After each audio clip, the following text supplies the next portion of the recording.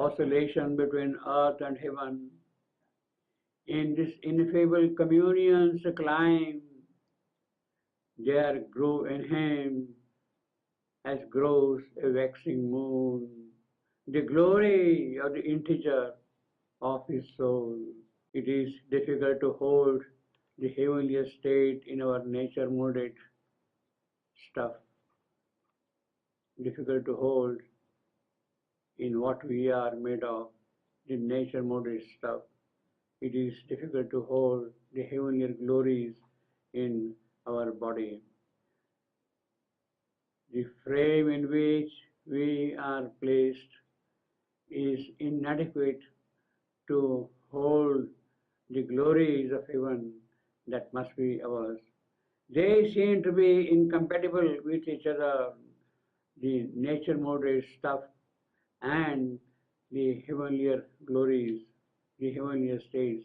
They seem to be incompatible with each other. These heavenlier states come and go. There is a constant fall. But each fall can be used to rise to greater realms. This oscillation between the two states of the mode in which we grow is constantly there. We are at one point in the heavenly state. The next moment we fall into the earthly conditions.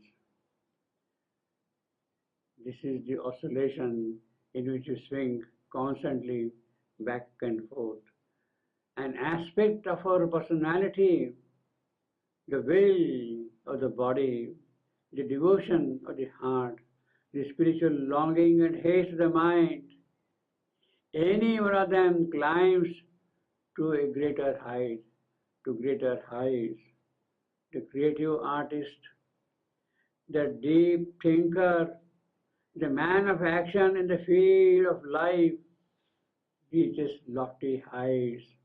Yes, there are elements in us which reach great heights, but then there are also elements which pull us down immediately. There is a constant battle between them. But one isolated element, one great instrument of our personality is not sufficient to hold the lofty things of the spirit. There is a pull downward because all the other parts have remained unprepared. There is ascension, there is the downfall also. Slowly, through the one are pulled upward, the other unprepared parts. There is a kind of bootstrap effect, one trying to pull the other upward.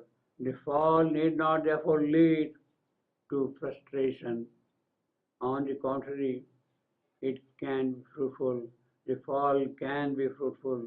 It can be gainfully utilized. The power pours down like a sudden rain. The presence grows. The climb to higher, brighter peaks begins again. What was lost becomes the springboard for reaching the bluer skies.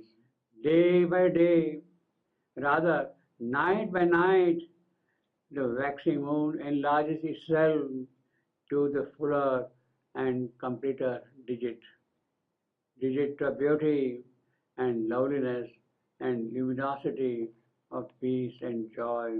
The gaze of the alone looks out from every face. The mind widens. The bridge between man's force and the universal fate gets built. The dichotomy which was there until now, that gets abrogated, dissolved, it starts disappearing. A spiritual voice is one. It now becomes possible to live in the bright eternal realms. Heights live in the still self. Supernal ground is a field of action and growth and expansion and progress. Ashwapati has won that mastery now. He is on the supernal ground and his action is now based on these achievements.